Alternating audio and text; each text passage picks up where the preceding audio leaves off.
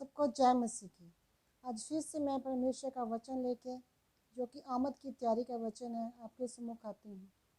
और परमेश्वर इस वचन के जरिए आपकी आमद में तैयारी के लिए आपका मदद सहायता करें और आप सचमुच परमेश्वर के विश्वास का मिलता सिद्धता में आगे बढ़ते जाएं।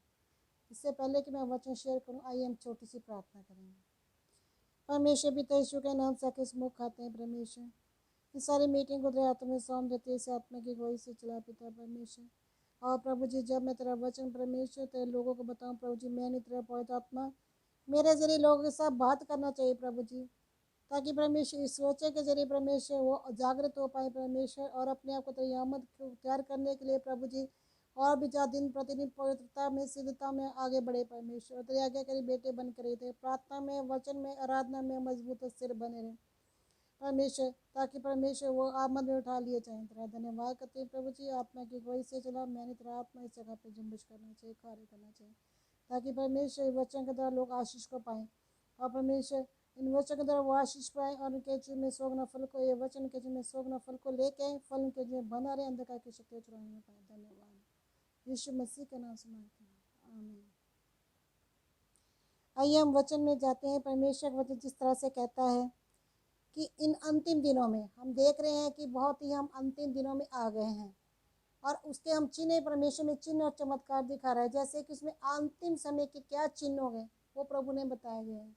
बहुत से लोग कहते हैं कि परमेश्वर की आमद अभी है, ये हम कैसे विश्वास से यकीन करें, क्योंकि लड़ाइयाँ तो कुछ साल पहले ही बहुत सारी लड़ाइयाँ होती थी, और भूचाल आते थे, भूकंप आते थे, सब कुछ वैसा ही होता था। फिर कैसे विश्वास करें कि जो परमेश्वर की आमद के दिन है वो नज़दीक है, और हम कैसे अपने आप को परमेश्वर के लिए इस बात के लिए मान लें। लेकिन परमेश्वर के लोगों, हाँ मैं मानती हूँ उस समय लड़ाइयाँ होती थी, भूचाल आते थे, सब कुछ वैसे ही होता था, लेकिन उस समय वो चिन्ह जो परमेश्वर अंतिम समय के प्रकट कर रहा है वो नहीं प्रकट किए गए थे। उस समय ये सब चीज़ें तो होती थी, लेकिन ये चीज़ें जो अंतिम बहुत सी चीज़ें पूरी हो रही है, बहुत से चिन्ह प्रभु के पूरे हो चुके हैं और बहुत से पूरे हो रहे हैं, आप देख रहे हैं। तो हम उन चिन्हों को देखते हुए विश्वास कर सकते हैं कि हाँ परमेश्वर जो कह रहा है वो सही कह रहा है, कि वाकई ही परमेश्वर का जो समय है वो बहुत नज़दीक है। परमेश्वर बहुत जल्दी हम लोगों को लेने के लिए आ रहे हैं, जैसा कि वचन भी बताता है। लोग एक सवाल करते हैं कि ये कब आमद आएगी, कब प्रभु में लेने आएगा। हम इतने सालों से, हमारे बाप दादा कितने सालों से, सदियाँ बीत गई, वो कह रहे हैं प्रभु में लेने के लिए आएगा, प्रभु में लेने के लिए आएगा, लेकिन अब तक प्रभु में लेने के लिए नहीं आए। हाँ प्रिय लोगों, मैं मानती हूँ कि हमारे दादे परदादे बहुत सालों से लोग कह रहे हैं कि यीशु आने वाला पर अभी नहीं आया, लेकिन उसके आने के जो चिन्ह हैं वो पूरे हो चुके हैं और कुछ हो रहे हैं। जैसे कि हम वचन के बारे में जाते, वो कहते कब आएगा, इसके बारे में वचन कहता है कि इसके बारे में कोई नहीं जानता कि परमेश्वर कब आएंगे, ना पिता, ना पुत्र, ना स्वर्गदूत, केवल पिता। इसलिए हमें बहुत ज़रूरी है परमेश्वर के लिए तैयारी होने के लिए। जैसे मैं लोगों को विश्वास दिलाने के लिए परमेश्वर का वचन भी आमद के बारे में बहुत सी चीज़ें बताता है। जैसे परमेश्वर के वचन में पढ़ेंगे मत्ती 24:36 में, उस दिन और उस घड़ी के विषय में कोई नहीं जानता, ना स्वर्गदूत, ना पुत्र, परंतु केवल पिता। तो परमेश्वर ने इस वचन में साफ स्पष्ट कहा है कि हम आपको नहीं बता सकते, मैं आपको बिल्कुल भी बता नहीं सकती कि प्रभु कब आने वाले हैं। वो साल में 2 साल, 3 साल, 4 साल, कुछ भी पता नहीं। यीशु को नहीं पता तो फिर हमें कैसे पता होगा। तो ये परमेश्वर के जो कुछ चिन्ह हैं उसके ज़रिए हम ये आइडिया लगा सकते हैं कि हाँ परमेश्वर ने कहा आना है, तो उसके चिन्ह कुछ पूरे हो चुके हैं, कुछ पूरे हो रहे हैं। जैसे परमेश्वर ने कुछ बहुत से भेद हैं जो हमारे पहले हमारे पर प्रकट नहीं हुए थे, वो अंतिम समय में प्रभु ने वचन में कहा कि वो अंतिम समय में हम हमारे पर प्रकट हो गए। बहुत सी चीज़ें हैं जो हम अंतिम समय में हमारे पर प्रकट हो रही हैं, बहुत से वचनों के भेद प्रकट हो रहे हैं। जैसे कि हम इसमें भी पढ़ सकते हैं पहले थिस्सलुनीकियों 5 की, पहले थिस्सलुनीकियों में उसकी 5 की 1 से 8 में, दानियल 2 की 47 में। फिर राजा ने दानियल से कहा, सच तो यह है कि तुम लोगों का परमेश्वर, सब ईश्वरों का ईश्वर और राजाओं का राजा और भेदों को खोलने वाला है, इसलिए तू यह भेद प्रकट कर पाया। हाँ सचमुच हमारा परमेश्वर ईश्वरों का ईश्वर, प्रभु का प्रभु है, वो सब देवताओं के ऊपर है, वो वेदों को प्रकट करने वाला है। इसलिए परमेश्वर ने अपने दासों के ऊपर अपने वचनों के वेदों को प्रकट किया ताकि वह लोगों को उनके बारे में बताए। क्योंकि प्रभु का आत्मा हमारे अंदर जुम्बिश करता है, प्रभु का आत्मा हमारे अंदर है, प्रभु का आत्मा हमें चलाता है, वो हम अपने वचनों के गहरे वेदों को हमारे पर प्रकट करता है। आगे परमेश्वर का वचन जैसे दो थिस्सलुनीकियों में पढ़ेंगे हम 2:3 और 4 में, किसी रीति से किसी के धोखे में ना आना, क्योंकि वह दिन ना आएगा जब तक धर्म का त्याग ना हो ले। हाँ परमेश्वर के प्रिय लोगों, किसी के धोखे में, उनकी बातों में ना आना, क्योंकि परमेश्वर का अंतिम समय का ये चिन्ह है कि जब तक धर्म का त्याग नहीं हो लेगा तब तक प्रभु नहीं आएगा। धर्म का त्याग होना बहुत ज़रूरी है, ये आमद की एक निशानी है, प्रभु ने कहा। फिर प्रभु ने कहा जब तक,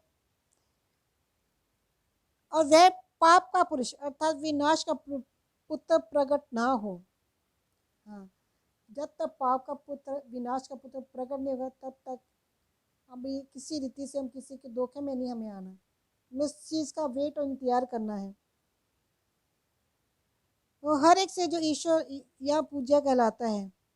बहुत से लोगों की आंखें, आत्मिक आंखें जैसे शैतान ने बंद किए, बहुत से लोग इसको ईश्वर करके पूजेंगे, यही हमारा ईश्वर है, यही हमारा परमेश्वर है। तो उसकी, शैतान की बहुत से लोग अंतिम समय में पूजा करेंगे। और ये परमेश्वर का वचन कहता है कि अपने आप को वो बड़ा कहेगा, यहाँ तक कि वह परमेश्वर के मंदिर में बैठकर अपने आप को ईश्वर ठहराता है। वो अपने आप को बड़ा कहता है, वो कहता है मैं परमेश्वर से भी बड़ा हूँ। यहाँ तक कि परमेश्वर के मंदिर में बैठ के, परमेश्वर के मंदिर में बैठ के वो अपने आप को ऊंचा करने के लिए बोलता है कि मैं ऊंचा हूँ, अपने आप को ईश्वर कहता है परमेश्वर के मंदिर में बैठ के। आगे प्रकाशित वाक्य 13 की हम 16 में पढ़ेंगे, 13 की 16 में, 16 से 18 तक। उसने छोटे बड़े, धनी कंगाल, स्वतंत्र दास सबके दाने हाथ या उनके माथे पर एक शाप करा दी है। हाँ परमेश्वर के लोगों, जैसे कि हम अंतिम समय में देख रहे हैं कि बहुत से लोगों के ऊपर शाप लगाई। यूरोप में हम देख रहे हैं कि बहुत से लोगों ने अपने माथे के ऊपर 666 की मोहर लगाई है, और बहुत से लोगों की गाड़ियों का नंबर 666 है, और बहुत सारी कंपनियों के नंबर जो 666 हैं। इस तरह से 660 नंबर दुनिया में आ गया, जो कि एक शैतान का अंक है। हम इसको जोड़ के शैतान का अंक बना सकते हैं, जो बुद्धिमान हो उसको समझ सकता है। जैसे कि उसके जैसे कि आपको पता है अंतिम समय में ये समय आने वाला है कि एक चिप जो दाहिने हाथ पे लगाई जाएगी। जैसे हम बैंक में कुछ पैसे निकलवाने या डलवाने हैं, तो उस चिप के द्वारा, उस चिप को जब वैसे साफ करेंगे तो अपने आप नंबर आ जाएगा, हमें एटीएम या कुछ भी रखने की वो ज़रूरत नहीं है, उसी से हमारा बैंक का चलेगा। ये अंतिम समय का यही चीज़ें हैं। और फिर परमेश्वर ने क्या कहा, वो शाप जो बहुत से लोगों ने लगा लिया, बहुत से लोग लगवा रहे हैं, बहुत से लोगों ने लगा चुके हैं, अब बहुत से लोगों को लगनी है ये शाप।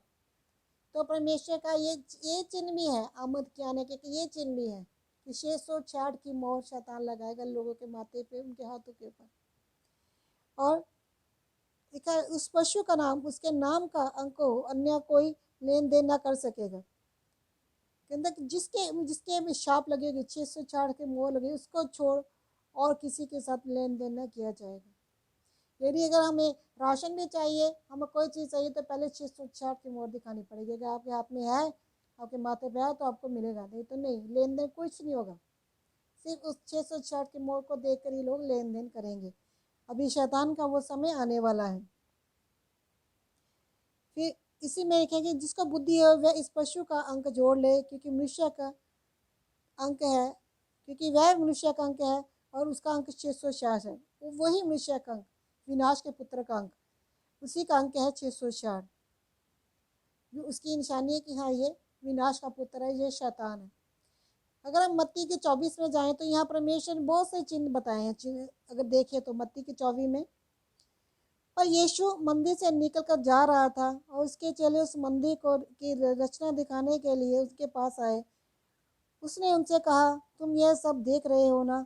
मैं तुमसे सच कहता हूँ कि यह पत्थर पर पत्थर भी ना छूटेगा जो ढाया ना जाएगा। हाँ परमेश्वर के प्रिय लोग, ये यरूशलेम के बारे में प्रभु ने भविष्यवाणी की कि यरूशलेम ढाया जाएगा। ये भी एक अंतिम समय की निशानी है कि अंतिम समय में यरूशलेम ढाया जाएगा। फिर उसके बाद लिखा है, जब वह जैतून के पहाड़ पर बैठा था और वे चेलों ने एकाद में उसके पास आकर कहा, हमें बता कि वे ये बातें कब होगी, तेरे आने और जगत के अंत का क्या चिन्ह होगा। देखो यहाँ उसके चेले भी से चिन्ह मांग रहे कि हमें चिन्ह बता, कैसे हमें पता चलेगा कि अमन नज़दीक है, कैसे पता चलेगा कि आप आने वाले, हमें कोई चिन्ह और कुछ चिन्ह तो बताओ, कुछ निशानी तो हमारे पास हो कि हमें विश्वास करें कि हाँ वाकई परमेश्वर की आमद आनी है। परमेश्वर के प्रिय लोगों, इसके बारे में परमेश्वर आगे कहता है कि यीशु ने उनको उत्तर दिया, सावधान रहो, कोई तुम्हें बरमाने ना पाए, क्योंकि बहुत से ऐसे होंगे जो मेरे नाम से कहेंगे मैं मसीह हूँ, और बहुतों को बरमाएंगे। हाँ, ये भी एक निशानी है। प्रभु यहाँ बार बार हमें सावधान कर रहा है कि बहुत से लोग आएंगे, वो कहेंगे मैं ही मसीह हूँ, मेरे को अपना प्रभु मानो। तो हमें परमेश्वर ने जो बुद्धि दी है, समझ दी है, ज्ञान दिया, उसके टाइम पे अचानक कि वाकई ये यीशु है या नहीं। और यीशु हमारा तो बादलों पे लेने आएगा हमें, यीशु जमीन पे थोड़ी आएगा। और यीशु के हाथों पैर पे छेद हो गए, तो हमें इसके द्वारा प्रभु के पहचान सकेंगे। हम देखेंगे कि उसके हाथों पैर में छेद है और वो बादलों पे आएगा, अपनी महिमा के साथ, अपने अनगिनत स्वर्गदूतों के साथ हमें लेने के लिए आएगा। वो धरती पे नहीं आएगा। इसके लिए हमें ये चीज़ का ध्यान रखना है कि जब आमद आए तो शैतान हमें भरमाने ना पाए। वो कहेगा कि मैं मसीह हूँ, पर आपको परखना है कि वो मसीह है या नहीं है। इसी के लिए प्रभु ने आपको पवित्र आत्मा दिया, ताकि आप अच्छे से परख कर सको कि शैतान क्या है, उसकी निशानियाँ क्या है, कैसे हम पता चले कि ये जो अपने को मसीह कहता है ये शैतान है क्या मसीह है। तो आगे परमेश्वर ने कहा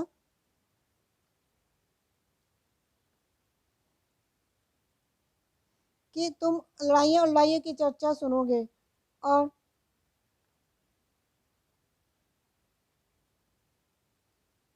घबरा ना जाना, क्योंकि इनका अवश्य होना, परंतु उस समय अंत ना होगा। जैसे हम सुनते हैं आए दिन, आपको पता ही है कैसे लड़ाई का माहौल बना है, लड़ाइयों के बारे में सुनते हैं, लड़ाइयाँ होगी, लड़ाई की गवाहियाँ सुनेंगे, लड़ाई होने वाली है। बहुत दिनों से हम न्यूज़ में सुन रहे हैं, बस लड़ाई तैयार है, हथियार तैयार है, वो देश तैयार हो गया, वो देश तैयार हो गया, उसकी लड़ाई होगी, उसकी लड़ाई होगी। ये क्या है, ये तो होना है, क्योंकि परमेश्वर के वचन सच हो रहे हैं।